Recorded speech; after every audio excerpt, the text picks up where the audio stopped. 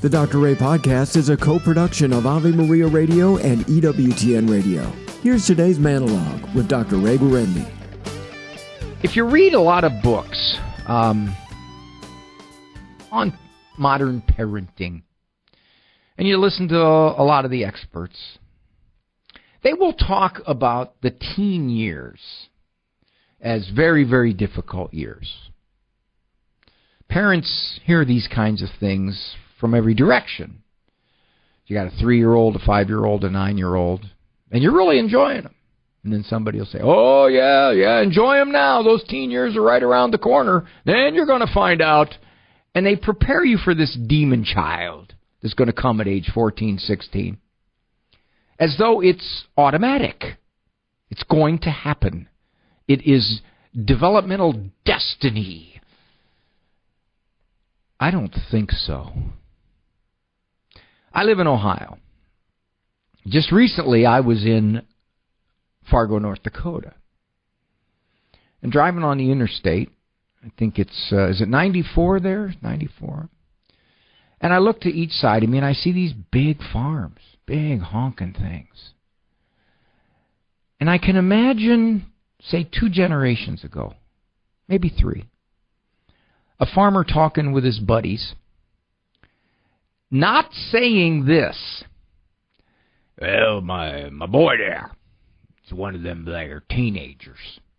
You know, he was pretty helpful up until about a year ago. Then he got to be 14, and I can't get much out of him now. Just kind of wants to hang around, do his own thing. And everybody else is saying they got the same problem. You know, once those kids hit them teen years, they just don't go any further. I'm kind of biding my time till he gets to be 20 or 21 and gets human again. Sorry for the farmer accent there. I wasn't real good, but just picturing it. There's no way that farmer was talking like that. And there was no way his friends were talking like that. They were looking at that 14-year-old boy as a young man. He's stronger. He's bigger. He's more capable. This whole idea that he's hitting adolescence, and now he's going to be difficult. Now he's going to be surly. Now he's going to challenge. Now he's going to look at his parents like they're throwback Neanderthals. You know, that didn't happen. And you don't have to go back 2 generations. I think it is that way all the way back. Like some caveman's not going to say, well, I'll tell you what, these kids nowadays, they all want to wear shoes. I tell them these shoes things are a passing fad, man.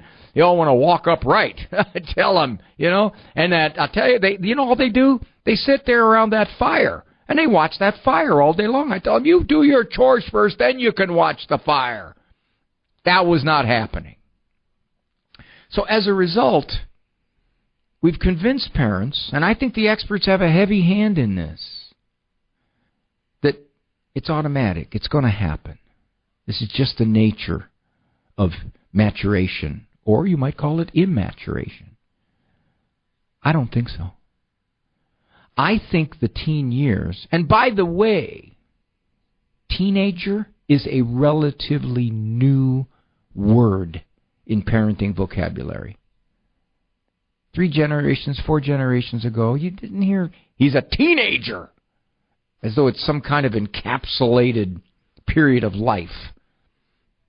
I think it's more cultural than developmental. To use the words of Ricky Ricardo, let me explain.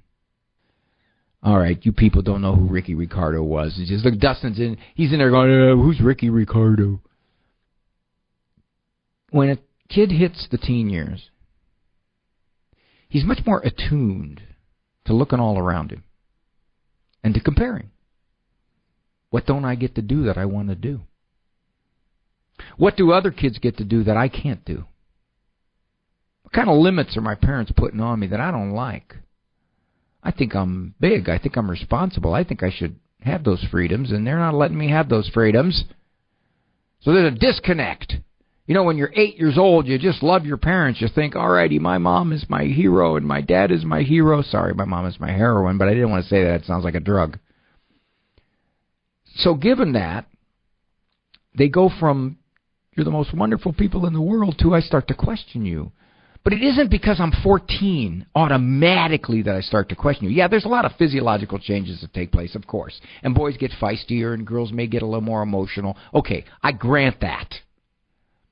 But this attitudinal aspect that so often can come with teenagers, it's not automatic. It doesn't happen always, but it can come. It can much more common, I think, than uncommon. It's cultural. We live in a culture that is very pleasure-filled, has many options for entertainment. It's really kind of materially spoiled. Us grown-ups included in that. So the kids see this, and they want it. And oftentimes their parents are the only things kind of standing in the way in their minds. So they become resistant or resentful, maybe deceptive. And all too often, mistakenly, that is attributed to the fact that he's 15, as opposed to the fact that he's 15 in the United States. I was in Cleveland not so long ago. There was a woman at the hotel that I was signing into. She was clearly from another country. I said, "Where are you from?" "Nigeria." "Are you here to stay?" No, just here for educational purposes." "Can you tell me right offhand what you see as a big difference between your country or where you live and ours?" She didn't skip a beat. She said, "Your children." So what do you mean? She said, "Our children would never, ever do these kinds of things to their parents, would ever talk to their parents that way, would never treat their parents that way." This woman's coming from a third world, in many respects, country. Nigeria is heavily populated, but it's still kind of an undeveloped country compared to the U.S. Certainly not as materially rich as the U.S. So for her, there wasn't really this thing called adolescence or teenagehood, not like we experience it anyway. So the physiological changes, one could say in her country, actually were for the better. The kids were more mature, more grown up, more able to cooperate in the whole family structure. The teen years in the U.S. are prolonged. I mean, they go into the 20s. So I guess what I'm saying to you is don't fall prey to this idea that 13, 14, 15, 16, 17 is automatically going to be bumpier. It may be bumpier, but it isn't because of the teen at the end of the age. It is because the teens look around them and say, "Wait a minute. How come I'm not getting that stuff? Or how come I can't do that stuff? Or how come you're standing in the way of my freedoms and my perks?" Sadly, many parents tell me they don't go through that. And you know why they don't go through it? It's because they let the kids have all the freedom that the kids want. But the downside to that is it gets very ugly very fast. Because you cannot appease somebody 100%. The more you give in, the more you yield, the more they wish to have, and then the angrier they get when they don't get that last 5%. My point? Those of you who don't have teens don't live in fear. Those of you who do have teens, don't chalk it off automatically as something you have to weather. Because you don't.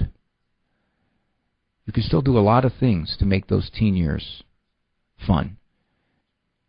At one point, I had 7 teens in my house. We had 10 kids, and they were packed pretty close together, and at one point, there were 7 teenagers. Shoot, at one point, we had 9 cars in our driveway. One of them was mine. Yeah, it was the Ford Falcon, the 1962 Ford Falcon. So, what we found was that as long as we kept up the loving strength of being a parent, the teen years were pretty much fun. The kids got our jokes, and the kids laughed, and it was pretty neat. And I've had some parents, believe it or not, tell me I like the teen years better than all the other years.